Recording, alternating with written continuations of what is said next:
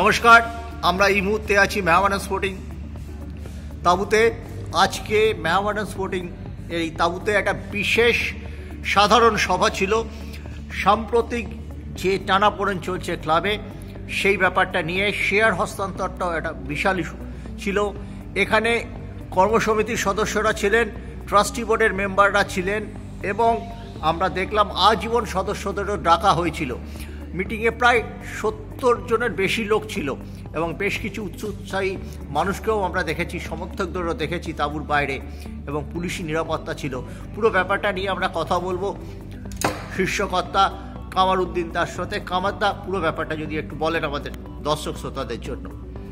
First of all আমি দর্শকদেরকে একটাই নিবেদন করব যে এত বেশি এক্সাইটেড হওয়ার কোনো দরকার নেই। আমাদের ফার্স্ট ইয়ার এটা আইএসএল ছিল।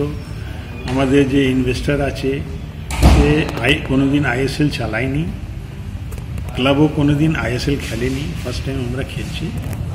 স্বাভাবিক হার জিত হলে, হেরে গেলে যা দর্শকদের একটা রিয়াকশান হয়, সেটা আজকে 18টা ম্যাচের মধ্যে যতগুলো ম্যাচ আমরা এখানে খেলেছি বা বাইরে খেলেছি, সব জায়গায় আমাকে ফেস করতে হয়েছে। হেরে গেলে তো ফেস করতেই হবে, জিতলে খুব ভালো, তারাই আবার মালা পরায়, সে ওদের অধিকার আছে, ওটা আমি চাইছি না, ওর মধ্যে ইন্টারফেয়ার করবো না। ওরা যেরকম ভালো বুঝবে করবে, কিন্তু আমাদের দর্শকের সঙ্গে একটাই নিবেদন আছে যে প্রত্যেকটা জিনিসটাকে একটু বুঝতে হবে। হ্যাঁ, ডিলে হয়েছে, সেটা অস্বীকার করার মতো নেই। 3 বছর হয়ে গেছে, 4 বছর হয়ে গেছে। তারপরে দীপক সিং এসেছিল, গত 1 তারিখে আমাদের খেলা ছিল, 29 তারিখে এসেছিলো, তা এখানে ক্লাবে এসে বসে ও ডিক্লেয়ার করে গেছে যে সব কিছু মিটে গেছে। এবারে একটা যে আইনের যে ব্যাপার আছে, যে আইন তো আইন অনুযায়ী চলতে হবে। তো ওনাদের লয়ার, আমাদের লয়ার, সারাচির লয়ার, তারপরে ওদের চার্টার্ড অ্যাকাউন্টেন্ট, আমাদের চার্টার্ড অ্যাকাউন্টেন্ট, সব হয়েছে। হওয়ার পরে একটা ড্রাফটিং হয়েছে, ড্রাফটিং হওয়ার পরে সেটা ড্রাফটটা ফাইনাল হয়েছে। ফাইনাল হওয়ার মধ্যে এটাই হলো যে মোহামেডান স্পোর্টিং যেহেতু একটা সোসাইটি, আজকে 130 বছর 35 বছরের ক্লাব, এটা একটা সোসাইটি আছে, মুসলিম সোসাইটি। 134 বছর, 1891। হ্যাঁ, তো 134 বছর ক্লাব, এটা আমাদের একটা সোসাইটি ছিল। তারপরে এটা 2009 সালে একটা অ্যামেন্ডমেন্ট হয় যে আই লিগ ওরাই খেলতে পারবে যারা প্রাইভেট লিমিটেড করবে। তার মধ্যে তখন সুলতান সাহেব ছিলেন, আমরাও ছিলাম। আমি তো 2000 সাল থেকে আছে, সুলতানদাও ছিল। এটা আপনার রজত জয়ন্তী বছর। হ্যাঁ, তখন আমাদের একটা প্রাইভেট লিমিটেড করা হলো। ওর থেকে আমরা I league second division, I league first division খেলেছি, আবার উঠেছেন। হওয়ার পরে আমাদের 2021 সালে সেকেন্ড ডিভিশন থেকে ফার্স্ট ডিভিশনে আসছি। 2022 থেকে দীপক কুমার সিং এসছি। তখন সিস্টেম হলো কি, ভাই ঠিক আছে, আমি investor, as a investor first time আমরা পেয়েছি। আমার 25 বছর এই জার্নি আছে, তার মধ্যে 2022-এর মধ্যে আমরা দীপক কুমার সিংকে পেয়েছি as a investor, not sponsor. Sponsor অনেক এসছে, 1 বছর রইলো চলে গেলো, 6 মাস রইলো চলে গেলো। কোকাকোলাও এসেছিল, আপনারা দেখেছেন। কোকাকোলা এসেছিল, রিলায়েন্স 1 বছর ছিল, এমটা ছিল। তো ব্যাপারটা হচ্ছে যে এরকম ওরা স্পন্সর, আজকে যে কোনো স্পন্সর আসতে পারে, স্পন্সর তো আসবে যাবে, ওর তো কোনো ফিক্স থাকে না।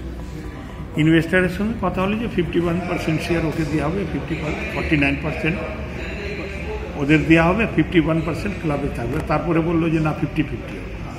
তো ঠিক আছে, ওটা একটা ডিসাইড হয়ে 50-50 হয়ে গেছে। তারপরে যখন আই লিগের টিম মিরাজউদ্দিন ওডু বানাচ্ছিল না, গত বছর, যে বছর আমরা চ্যাম্পিয়ন হয়েছি, তখন ওই একটা প্রবলেম আসলো যে না, আমার 51% করতে হবে, 61% করতে হবে না। হ্যাঁ করতে করতে লাস্টে কি ফাইনাল হলো যে ঠিক আছে, তোমার 50 থাকবে বা 51 থাকবে, কোনো ব্যাপার নেই, 51 করে দিচ্ছি। তো আইএসএল তোমরা কোয়ালিফাই করলে, আইএসএল খেললে তোমরা 61 পাবে। তো 61 পাবে। এগুলো আমাদের এখানে শুধু ক্লাবের দোষ নেই, ক্লাবের কর্তাদেরই শুধু দোষ নেই, দোষ এখানে দীপকর আছে। অনেক ডিলে, মানে অন্ধবিশ্বাসের উপরে ওরাও ছেড়ে দিয়েছে। আমরাও ভাবছি যে ঠিক আছে, আছে না আছে, আজকেও যেরকম ওরা 61% আছে, আমরা তো কোনোদিন বলছি যে দেবো না। এবারে যখন দেওয়ার সময় এসছে তখন জটিলতা যতগুলো বেরিয়ে আসে যে এটা হতে পারে, এটা হতে পারে না, এটা হতে পারে, এটা হতে পারে না, এটা হতে পারে, এটা হতে পারে না। তার মধ্যে সারাচি হঠাৎ এসেছে, উদয় হয়েছে, তারপরে আবার অফ হয়ে গেছে।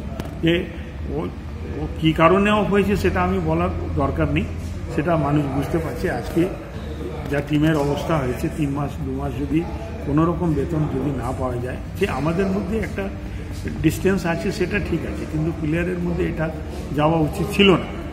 যাই হোক, এটা আমাদের মিটে গেছে। এখন রাঁচিও স্যাটিসফাইড, বাঙ্কার হিলও স্যাটিসফাইড, আমরাও স্যাটিসফাইড। তার জন্য কী করতে হবে, একটা ট্রাস্ট তৈরি করতে হবে। ওদেরই লয়ার বললো যে এটা যদি ডাইরেক্ট চলে যায় অনেক ট্যাক্সেবল হবে, ট্যাক্সটাকে কে দেবে? বাঙ্কার হিল প্লেয়ারকে দেবে না ট্যাক্স দেবে? সারাচি প্লেয়ারকে পেমেন্ট করবে না ট্যাক্স করবে? ট্যাক্স দেবে। তো তার জন্য একটা ট্রাস্ট থেকে ট্রাস্টে যাবে। তো এটা ট্রাস্ট একটা বানাতে হবে, ওই জন্যই আজকে মিটিং ছিল। মিটিংয়ের মধ্যে সবার সিদ্ধান্ত নেওয়ার দরকার আছে। এজিএম না করলে, স্পেশাল এজিএম ওর জন্য করা হলো। সবাই আসুক, যারা যারা মেম্বার আছে তারাও বুঝে নিক যে আমরা কোন জায়গায় আছি। সেখানে ফাইনাল হলে একটা প্রাইভেট ট্রাস্ট হবে, তার মধ্যে 3 জন সেটেলার থাকে, প্রাইভেট ট্রাস্ট। আর এই ট্রাস্টের সঙ্গে মোহামেডান স্পোর্টিং ক্লাবের কোনো সম্পর্ক নেই। এর সঙ্গে সম্পর্ক হচ্ছে Mohammedan sporting private limited only football playing right, only football playing রাইটের জন্যে এটা ট্রাস্টটা করা হয়েছে।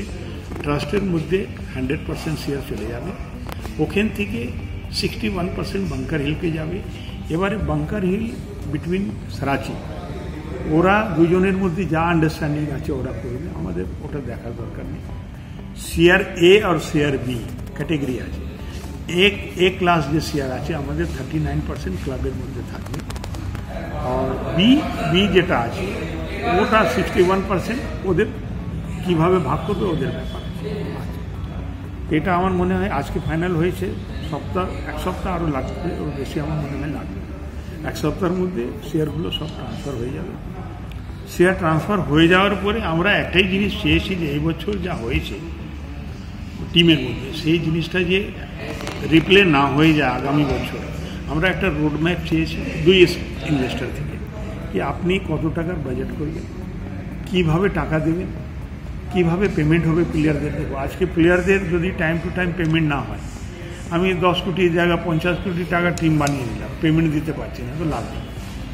আমার যদি ক্ষমতা 20 কোটি টাকা আছে, আমি 20 কোটি টাকার টিম বানাবো। আজকে টাটা 15 কোটি টাকার টিম, সে সেকেন্ডে আছে। বড় বড় কথা বলে হবে না। আমরা খুব গ্রাসরুট থেকে আমাদের অনেকগুলো ক্লাব যারা এখন পয়সা খানির মধ্যে বসে আছে, বড় বড় কথা বলছে, ব্যাপারটা তা নেই। প্লেয়াররা যত ইন্ডিয়ান প্লেয়ার আছে সে তো গ্রাসরুট থেকেই উঠে আসে। তাকে যদি তুমি সুযোগ দেবে, সঠিক তুমি কালেকশন করবে, তারা ঠিক খেলবে। ডিফারেন্সটা করে দেয় ফরেনার। এবছর আমাদের ফরেনারের মধ্যে ঠগা পড়ে গেছে। ইনজুরি একটা পার্ট হয়ে গেল, বড় পার্ট। সেকেন্ড পার্ট হয়ে গেল যে আমরা যে এজেন্ট থেকে কাজ করেছিলাম, কোনো ইনভেস্টারের কোনো দোষ নেই। যে এজেন্ট আমাদেরকে প্লেয়ার দিয়েছিল তারা পুরো ঠকিয়ে দিয়েছিল। এ অ্যালার্ট আমাকে নেক্সট বছর থেকে আমাদের অ্যালার্ট থাকতে হবে। আমাদের কমিটির যে ফুটবল সাব কমিটি হবে, যে ফুটবল টিম তৈরি করবে, তার মধ্যে 2 জন আমাদের ক্লাব থেকে থাকবে, 2 জন ওদের থাকবে, 2 জন ওদের থাকবে। এরকমভাবে একটা কথা হয়েছে।